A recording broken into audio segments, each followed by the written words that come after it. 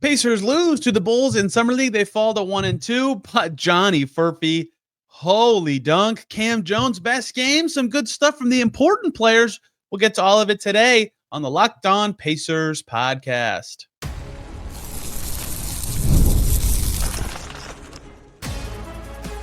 You are Locked On Pacers, your daily Indiana Pacers podcast, part of the Locked On Podcast Network, your team every day.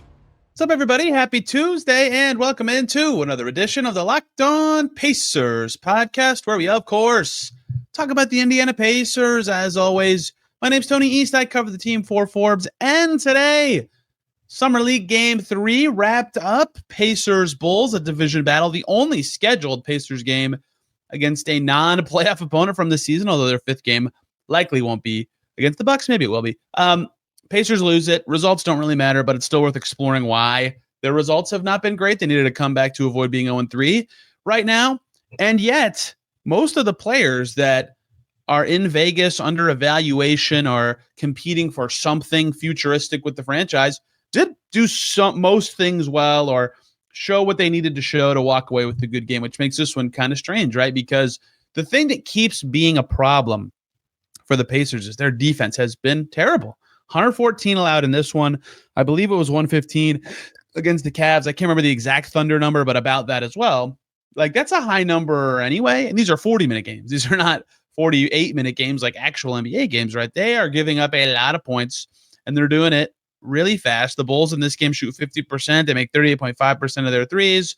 They win the turnover battle. They have fewer fouls. Like, it's just all stacking up very quickly. The Bulls played some funky zone that the Pacers took a little bit of time to get into in this one, right? We'll talk about some stuff that went well against that zone later, but I have to say the same thing I said after game 2, which is keep in mind that the undercurrent in all these discussions of like micro skills that are going well for some of these players is that a lot of guys are struggling defensively in Vegas, especially team defense. And on one hand, it's very tempting to say, well, they haven't been together that long. They're figuring it out on the fly. There's not a ton of like awesome defensive talent on this roster. Like, that's all true, but like there are other teams dealing with that as well that are defending better. I don't mean to come in and sound all pessimistic-y because a lot of the stuff the Pacers care about in Summer League is individuals, how they're improving, and how it could matter for actual NBA games of consequence when the result is important, right? And the result in Vegas doesn't matter in their win against the Cavs just as much as it doesn't matter in their 2 losses. But just keep that in mind as we evaluate all these skills in these shows, that defense has not really been great for anybody. I think Furphy's done some nice stuff one-on-one, walling some guys away. I thought there was some nice low-man rotations from a couple guys today. Tayen Peter has been stocky, but in general, like the team defense level stuff from everybody needs some work. That preface ends with, we got to talk about Johnny Furphy. Oh my gosh. I mean, this is like the shooting from 3 hasn't really been there. Like, he went 0 for 6 in that second game from deep, 0 for 5, whatever it was. 1 for 3 in this one, but he did make both of his attempts in the first game. So his percentage doesn't look good, but this game was just the perfect, like, balance being shown of interior and exterior skills. Efficiency is great. Total balance of skill addition is great. Every touch he got, if he wanted to get into the paint or like it was needed for someone to get in the paint, he could do it, right? Regardless of who the defenders were. There were a lot of like bigger wings on this Bulls team that aren't just like a comically easy guy to dribble right past. And Johnny Furphy kept doing it. 9 shot attempts, 6 of them were 2s. Right. I wanted to see his shooting efficiency in Summer League. That was one of the skills that I thought was the most important to see from him. And in some ways, that's been maybe the most disappointing Furphy Summer League thing. But if he can drive like this, whew, that's obviously huge.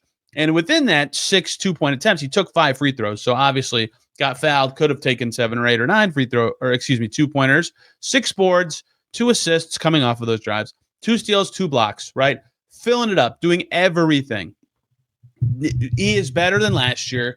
Clearly, I wrote about this if you want to read the story in Forbes. Isaac Jacob said that he's the head coach of the Pacers Summer League team. The 20 pounds that Furphy added have not taken away anything. Like, I've seen guys get bigger muscles. They add to weight, but it messes with their jump shot a little bit. Or some guys add that weight on purpose, but then they're not as athletic, or they're not like, it's not functionally helpful at first. They have to readjust kind of their whole basketball experience. It has been basically purely additive for Furphy, in that he's still just as athletic and kind of spry, and yet he's still able to like move around side to side, be stronger. Like, he can beat guys with strength and finesse right now on drives, and I think that has really leveled up what he's been able to do. They played the Bulls even in his almost 31 minutes in the 9-point loss. Obviously, when he was off the floor, the bench was just dreadful in this game. But Furphy was awesome, doing a lot of different things. And I think that's been really important throughout Summer League is when he's played, he got hurt in that first game. But when he has played and been on the floor, he has been good, right? He has been effective. He has shown new things. He has shown that he might be ready for more. This season, I'd still probably project him to be just outside the rotation. I know people will be tempted to say he should play, and maybe, but tell me who you're taking out of the top 10 to do it. Regardless of that part, though, it's the same argument with Jarris last year. He moves up the pecking order. He's one injury away from playing way more, and that will certainly happen. And he's just been awesome. And I say all these micro skill things to say he played a good game. We got to talk about the dunk. I mean, it's rare that a Summer League highlight merits this, stop a podcast level attention, but oh man, I mean, it was just gorgeous. An absolutely gorgeous dunk from Johnny Furphy. If you missed it, find a way to find it. Tyrese Haliburton tweeted about it. I mean, basically everybody tweeted about it. But it's the middle of the second quarter, and the Pacers are mounting a comeback and lean two defenders, and he gets into the lane. So already, some fans standing up. You can see Josiah on the bench stand up before he even gets to the point where he's taking off from just outside the restricted area. And then poor Noah Esenge, who had a really nice game. I really liked Noah Esenge in the draft. Was really looking forward to watching him play because he had not been good in the first two Bulls games. Noah Esenge slides over under the basket, looking like he's going to be a deterrent. Hey, Johnny Furphy, I'm here to block your shot. Johnny Furphy says, I'm not locked in here with you, with me. Jumps up, cocks it back. His arm was below 90 degrees, down towards his body. Esenge jumps. That was a mistake. And he was in the charge circle, so it would have been a defensive foul anyway.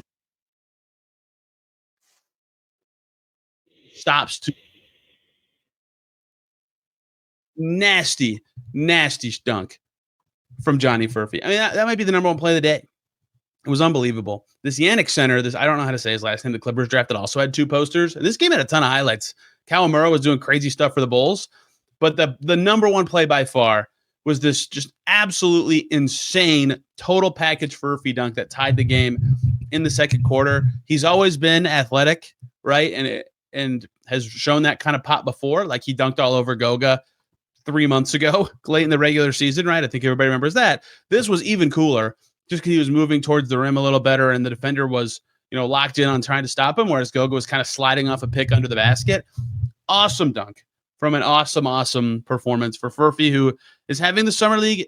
I think that three-pointers going in would maybe be a little better, but having a great Summer League, proving that he might be ready for more.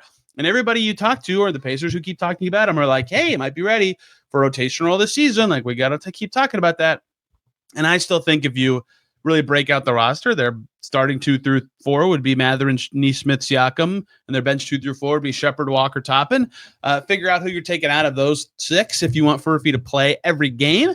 I don't think it's easy to do that, but certainly, again, one injury away at a lot of positions from being the guy who slides in and is playing all the time. He played 50 games last year, but a lot of those were kind of lower minute opportunities. And obviously, I don't want to get ahead of myself from just Summer League and say he's ready for way more, right? But he certainly is trending that direction where, maybe 50 games is the same, but he plays closer to 600 minutes instead of the 375 he got last year. And again, a ton of his appearances were come in with 80 seconds left in an over game, right? He would actually get real chances next year, being that 11th guy. That's what I said for Jarris last year, and that ended up being the case, is that there will be those chances, right? Furphy had 3 appearances with less than 1 minute of play time, and he had 17 of his 50, over a third of his appearances with less than 3 minutes of playing time, right? So that is where I think you'll see more of him next year, is maybe it's the same number of appearances if he's right outside the rotation, somewhere between 50 and 60, but they're much more meaningful, or they're very often real serious, you're going against another good player's minutes. This isn't garbage time, they need him kind of stuff. And you never know if a second-year player is ready. He's still 20. He'll start the season at 20 years old, but he certainly looks much better in Summer League than he did last year. The comfort's there. The body filling out is happening. And he even told us he wants to do more. He wants to be even stronger and more filled out. He says he feels like he's barely scratching the surface of what he can be. That's got to be exciting for the Pacers to hear, because he looks really good on both ends of the floor. If some threes fall, he might be done. Who knows? Some of these best players only play 3 games out in Vegas. If he's done, good Summer League for him, A-, B+ range, and certainly trending in the right direction for the Pacers. Some other guys played well. Some other guys did not. Let's run through the rest of the key players and make sure I didn't miss any. I missed another awesome Furphy sequence before the insane dunk. He had a 3 steal and dunk sequence just himself doing all that, right? Not shy with contact on the drives, doing all that. Just a fantastic game. Let's talk about some of the other key players for the Pacers playing in Summer League who did or did not do particularly well. Coming up here on Locked On Pacers. Before we do that, we need to talk about FanDuel Summer Sports. They're in full swing, whether you are all about baseball under the lights, golf on the green, or high-stakes soccer action. FanDuel is the best way to make every game even more exciting. You're already following the action. Why not make it a little more thrilling? With FanDuel, you can get in on the game while your friends are getting sunburned at the beach. Many people have been using FanDuel to track their favorite matchups, and the app keeps it fresh with new daily promotions and fun ways to bet. It's easy to use, they pay out fast, and makes even regular season games feel like must-watch events. So whether you are placing a same-game parlay or watching a bet right into the ninth inning, FanDuel makes it feel like you are a part of the action. If you're new to FanDuel, new customers can bet just $5 and get $150 in bonus bets if your first bet wins. How about that? Open the FanDuel app today or visit FanDuel.com to get started.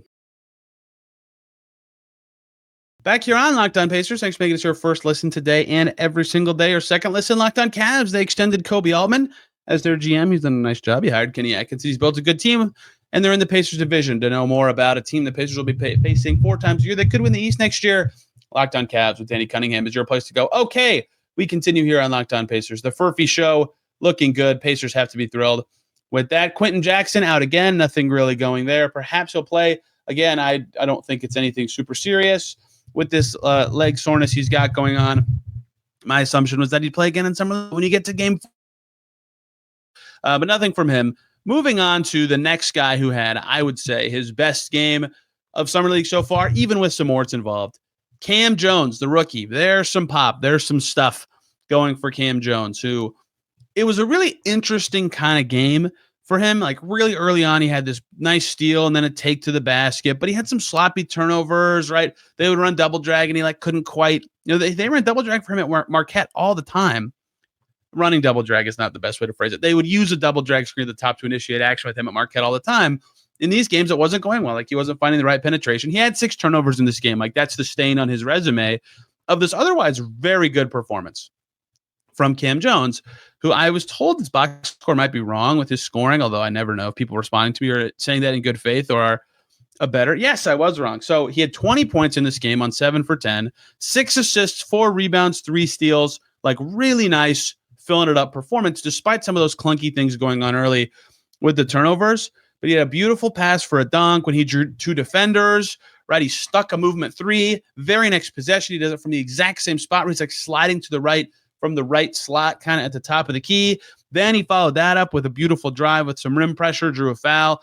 It was just oh, there we go. The kind of efficiency stuff that was there at Marquette when he had the ball all the time was popping up, and he actually paired it with passing this time. He led the Pacers in assists in this game, and him and Ray J. Dennis were this nice 1-2 offensive combo punch where they combined for 11 assists and 40 points. And Kam Jones finally looked like that guy that at Marquette could kind of do a little bit of both the scoring and the passing, obviously with a lot of warts to clean up from a turnover perspective. But what stood out to me really is, this guy, again, playing for Shaka Smart, who runs a lot of NBA stuff, and it's more complex, and that's good. Those players are more ready for the pros. As a result, it's been interesting to me that Kam Jones in this game, and really throughout Summer League, has been a lot better when he's just kind of freestyling and being creative. He realizes there's a cracked defense and he should just attack and get not get the Pacers out of what they're doing, but use the space to keep the play going. And so when he goes through double drag or runs a pick and roll, he's made good plays, right? Don't get me wrong. I talked about some of his passes to bigs for dunks and things like that. But it feels like he's been at his best of just creative brilliance. Go do something, make a play, beat somebody, use your handle to take that space that's given to you. The Bulls are running zone. Great. Look at that. Run to that zone spot. Do something there. That's been where I think he's been better. And his handles and those pet actions weren't there, but in chaos, it was great. He made some jumpers. He was creative. He had a beautiful lob in this game for a dunk. That was awesome. Just a lot of really, really good stuff from Kam Jones in this game that it wasn't quite perfect. That lob to Josiah Jordan-James was maybe my favorite play of his, but it was definitely his best game by a good amount because he combined the scoring and the passing in a very meaningful way. And actually showed some, I mean, going 4 for 5 from deep obviously is going to help your night look good, but actually showed some meaningful combination guard skills of scoring at times, passing at times, actually being a good enough player that it doesn't matter what the Pacers are running or what's going on. Like, he could make something happen. That was the first time he's really popped like that to me in these games. So nice Kam Jones game, definitely his best game of summer. Looking forward to hearing from him at some point about how this experience has kind of gone for him so far. The other guy that I want to talk about who has had like it's a very hard for me to evaluate for some reason summer league is Enrique Freeman, who walks away with 15 points on 8 shots and made 2 threes. And I think these last 2 games have been the opposite of that first one, where I felt like in the first game, I was like, man, he's kind of just doing a lot of stuff and nothing's really happening from it. And in these last 2, it's like, okay, there we go. He's tailoring this play hard ability, working on becoming a stretchier big, but still being an effort machine into like actual statistical and strong production. Freeman, again, and like when he came off the floor, and I don't even think Freeman defended like that well in this game. He did some good stuff as the low man stepping into space or rotating on the baseline and stuff like that. But he had 6 fouls. Like, he was a bit late sometimes. But when he came off the floor, like when he was the guy to me that he was only +5, only air quotes. When he left the game, it felt like the Pacers defense died the hardest. Like as soon as he was out, it didn't matter what combo of bench and starters were in. The Pacers were just dead on arrival. And so Freeman has been very, very productive, right? Even in that first game where I didn't feel like he was awesome, he was productive. And in this game, 15 points on 8 shots because he made 2 threes. He's been getting to the foul line. He needs to make a little more contact on screens, but his timing on rolls is great. His hands have been better than last year. Like, he fumbled a lot of passes out of bounds last year at Summer League. He's actually catching the ball and going up. 10 boards is obviously a big deal. And he continues to, it's only 2 assists, but some nice high-low passes, sometimes connecting with Philip Wheeler, sometimes a guard, right? Some good synergy there. He certainly just, like, I would say with Furphy, it's very clear that he's adding new skills, right? Whereas with Freeman, his development as a second-year player and as a Pacers draft pick from last year is more like being better at a lot of the stuff that he was already kind of good at. I think the jumper is certainly something that he's been working on and would like to be better at, because at his size, playing the 5 full-time is challenging. If he could play the 4 a little bit, that'd be nice. So working in the 3 is huge. 3 of his 8 shots were from deep, although, again, his shot attempts would have been higher from 2 without fouls. But in general, it's kind of been the opposite of Furphy in the way that he has been looking better. And I thought that was once again the case in this game. And that's a good thing, right? He's still a better player. He's still fighting for whatever contract availability the Pacers have with 1 2-way available. We'll bring that up with Tayen Peter and Kevin Pritchard, ironically, in a second. But all things could get shifted around, as I've been talking about. We'll see where that goes. But I thought Freeman, again, productive for the second game in a row and has been really showing some stuff in these games. 2 more guys to get to, Tayen Peter and Ray J. Dennis, plus a couple other things from this game, including Philip Wheeler. Kind of good, playing pretty well. So much more to get to close out today is the Locked On Pacers. Before we do that, I need to talk about Hungryroot. Let's be honest. Meal planning and grocery shopping is overwhelming between busy schedules, picky eaters, trying to eat healthy. It's a lot. That is why I and many love Hungryroot. They take the stress out of planning by filling your cart for you with personalized groceries and meal options based on what you like and need. They use their smart cart technology to recommend groceries, recipes, and even supplements tailored to your preferences. Whether you're dairy-free, gluten-free, focused on your gut health, or just trying to eat better, Hungryroot has got you covered. You can take their quiz, and they'll start recommending meals and snacks that you actually want, right? If you have a busier schedule, great. You don't have to waste your time at the grocery store. They've got it all figured out for you. It's a huge help in sticking to your nutrition goals without having to give up flavor or convenience. So take advantage of their exclusive offer. For a limited time, you can get 40% off your first box. Awesome. Plus a free item in every single Hungryroot box for life. Go to hungryroot.com/LockedOnNBA and use the code LockedOnNBA at checkout. That's hungryroot.com/LockedOnNBA, code LockedOnNBA for 40% off your first box and a free item of your choice for life. Whew, okay, back here on Locked On Pacers. Thank you so much for making me your first listen today and every single day. Your second listen, Locked On Bulls. Matas Buzelis, he was great. He's done for Summer League. Noah Asenge, who I liked in this draft quite a bit, was finally good after some stinky first games. Freeman, Liberty, and Kawamura were awesome. Yuki was just fantastic. It's amazing somebody that short can be that effective in these games. Locked On Bulls will have more on Chicago's Summer League crew. Locked On NBA. Also, I was on there yesterday talking all sorts of big topics from around the NBA and at Summer League. Okay, 2 more of the guys that are in the mix for like, oh, they might be on the team this year. Ray J. Dennis, after a stinker of a shot-making second game, back to putting the ball through the rim in game 3, 7 for 14 for 20 points. He was the team's leading scorer. That's great. 5 assists, maybe a little more there. Although his first assist was gorgeous. This lobbing over 2 defenders pass to a big man on the other side of the paint. That was great. He had a great start to the third quarter with his passing and kind of being that setup man that they need him to be. The scoring has been better, right? One more game, I think, for him of, close to or at 50% with good jumpers or, just in general being able to get to his spot and score. I think that would go a long way. And like the outlier game was game 2, right? If he plays one more time and plays well in game 4 and then is shut down for the 5th game, for example, Ray J. Dennis's summer league will be being a good initiator, right? Pushing on offense pretty well. And 3 of the 4 games making the shots that he's able to generate, right? That's a good progress point for him because individual efficiency is certainly his like roadblock thing to being an awesome on-ball guy at the level he's at. Like for a 2A guy, his passing is still very good. His defense is pesky. Like he's got size limitations, but if he makes shots and he had 3 steals in this game, like then great. This is a guy you can trust to have the ball and make good decisions and make the team efficient, whether it's him taking the shot and finishing the play or someone else. So I hope he plays one more game just so we get that evaluation point on him and if he has a bad game, it's like, okay, split him 50-50. You never know what improvements there. But if against talent that he should in theory be better than as an NBA player on a 2-way deal, if he has one more game where he shoots it well, that'd be encouraging because he's done a lot of other stuff, I think, at a level that would make me happy if I'm the Pacers in terms of what he's done and what he's done better than last year. Tayen Peter, such an interesting game, right? He's supposed to be the shooter. He shot it so well for all of college. He missed all his threes and made all his twos, and he's a good 2-point finisher. He was at Liberty last year. We know he can shoot, but he did not shoot well in this game, and yet still had 8 points on 8 shots. Again, made all 3 of his twos and 2 free throws in this one.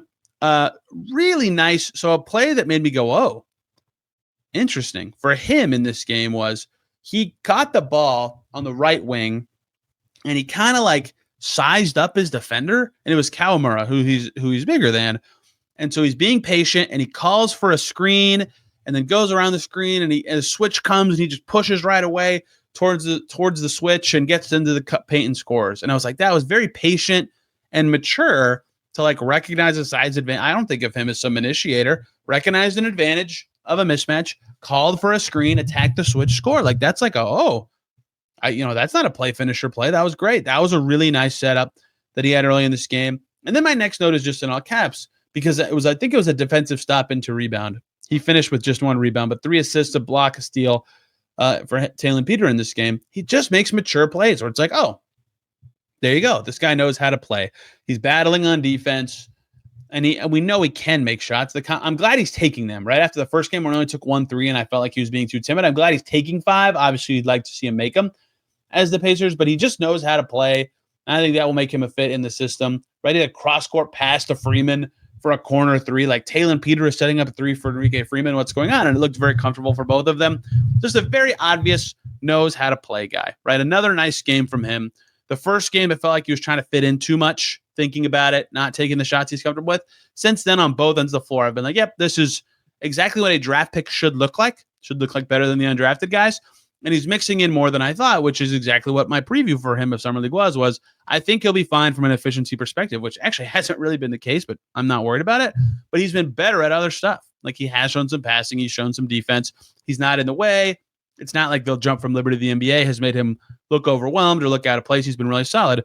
I got a kick out of this interaction mid-game, and I will probably keep bringing this up over and over as we talk off-season stuff going forward. But Caitlin Cooper, the greatest from Basketball She Wrote, tweets in the middle of the game, Tayen should get the last 2-way contract, right? Currently, Quentin Jackson and Ray J. Dennis have 2 of the 3. Kevin Pritchard replied with a thumbs up emoji, which I got a kick out of. I retweet that as just like, yep, this is a statement from an exec. But so the team has surely noticed some effective play from Tayen Peter, and he's played well in all these games, and I think has at least met, if not exceeded, expectations of what could be asked of him, just because he's done more than just make shots, be movement shooter, be athletic guy that the draft profile suggested he could be. So really, again, everybody who mattered, right? I keep saying mattered. That's harsh. Like, all these players matter. They're all fighting to be professionals or play in the NBA. The guys who obviously figured to be in the Pacers' very short-term, immediate, and perhaps long-term plans. Furphy shot over 50% and did impressive stuff. Freeman shot over 50% with a double-double. Kam Jones shot 70% with 6 assists and made awesome plays. Bridget Dennis shot 50% with 5 assists and 3 steals. Tayen Peter did not make shots, although he made all of his twos and moved the ball well. Like, all of them looked fine, and yet they lost. The first quarter was dreadful. They gave up 32 points. They gave up a 14-0 run.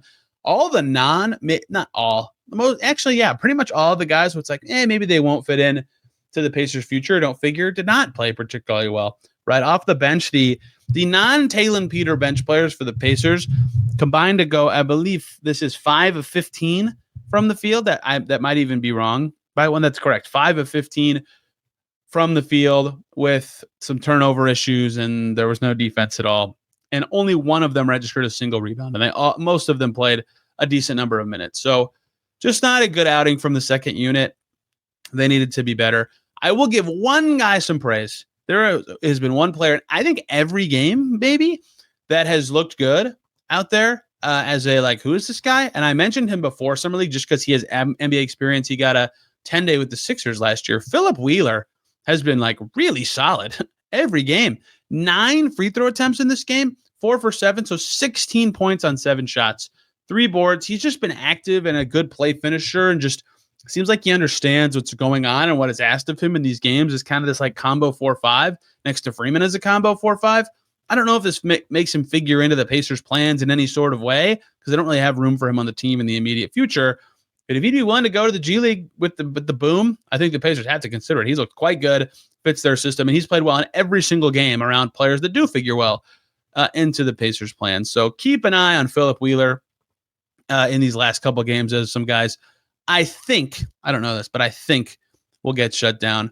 He does have some tunnel vision. Like, he gets it under the basket, he is not passing the ball. He's going to score it on his own accord. He did have 1 assist in this game, but you know what? That's what he's asked to do. He's asked to finish in plays. Some more passing would be nice from Philip Weaver. The only other note I have from this game, only by circumstance, Jim Boeheim, the legendary Syracuse coach, did the broadcast.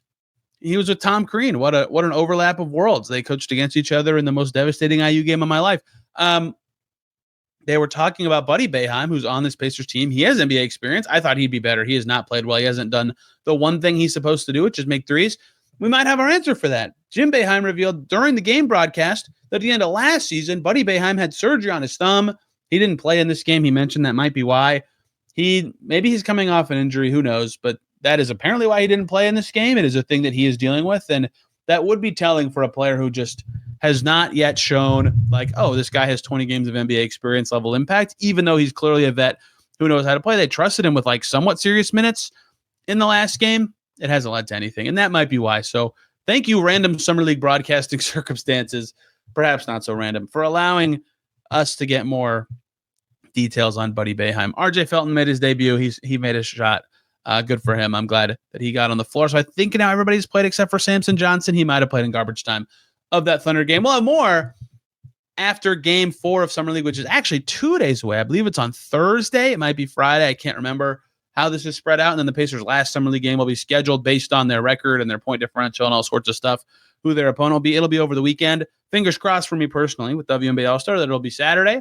That it will be on Sunday, but we'll see it. It is unknown. So tomorrow we'll have a guest. Rhett Bauer is going to stop by. We're going to talk about players whose circumstance has changed and what specifically will be important for them this season after the Turner departure, and kind of the new outlook for the Pacers for the coming year. Maybe a guest Thursday, if I can find the right person, think of the right thing, and then obviously Summer League Friday. So woohoo, fun stuff, good hoops, off season's moving. Hope you guys enjoyed today's show. You can find me on Twitter and Blue Sky at Tony R. East. This podcast is at Locked On Pacers on Instagram and Twitter. Thank you all so much for listening. We'll see you very soon.